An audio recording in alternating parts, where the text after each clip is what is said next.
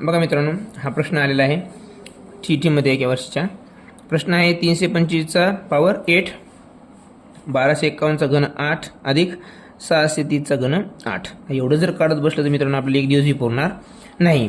पण जेव्हा केव्हा असं मोठ्या कॅल्क्युलेशनचं गणित येतं त्यामागं काहीतरी शॉर्टकट असतं, ते आपल्याला ओळखायचं आहे मित्रांनो. आता या सर्वांचं घन आपल्याला काढत बसायची गरज नाही. याची शॉर्ट ट्रिक आहे, जो शेवटचा युनिट प्लेस असतो त्याचंच आपल्याला पॉवर काढायची असते अशा गणितामध्ये युनिट प्लेस ओळखण्यासाठी.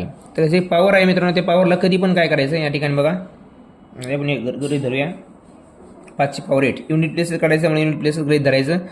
ह्या पॉवरला मात्र 4ने डिवाइड करायचं. इथं गरज नाही एवढं कॅल्क्युलेशन करण्याची, पण पूर्ण दुसरं गणित मोठं आलं यावेळेस. इथे 115 आलं, ह्या 1251चा घन जर 85 आला तर त्यावेळेस आपल्याला माहीत असावं. तर काय करायचं, या पॉवरला 4ने डिवाइड करायचं मित्रांनो. मग 4 1 4 4 2 8.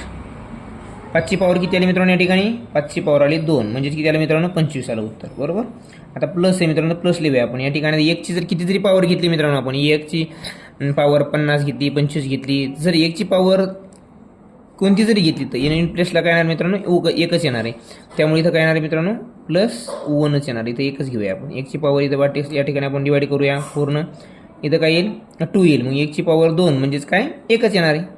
इथं पण ॲक्च्युली काय येतं? 1ची पॉवर 2च येते. आपण 4ने डिवाइड जर केलं याला तर, ओके.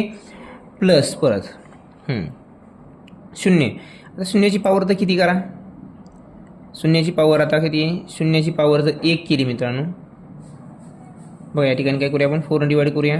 4ने डिवाइड जर केलं याला आपण, 4 2 2 येतं मित्रांनो. 0ची पॉवर 2, 0ची पॉवर 2 म्हणजेच काय? 0च.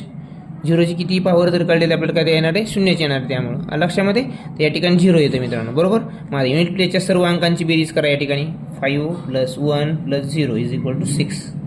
म्हणजेच या सर्व अंकांची जर बेरीज केली, यांची क्यूब काढून, युनिट प्लेसचा जो अंक येणार आहे तो येणार आहे 6 मित्रांनो. या ठिकाणी पूर्ण गणित करत बसायची गरज नाही. अशा प्रकारे तुम्ही शॉर्टकट काढू शकता. या ठिकाणी वर कुठलं जरी पॉवर असेल त्याला 4ने डिवाइड करायचं मित्रांनो.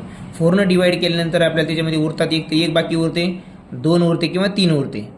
जर ह्या बाकी जर उरल्या त्या पॉवरच्या, तर त्या संख्येचा जो युनिट प्लेसला जो अंक असतो त्याची पॉवर 2 उरली तर 2, 5ची पॉवर 2 उरली समजा, 5चा वर्ग 25 होतो. जर घन उरला तर 5चं घन काय होईल? 125. युनिट प्लेसला काय येईल? 5 येईल. अशा प्रकारे आपण कोणताही आन्सर काढू शकतो. तर अशाच व्हिडिओसाठी चॅनलला लाईक आणि सबस्क्राईब करा.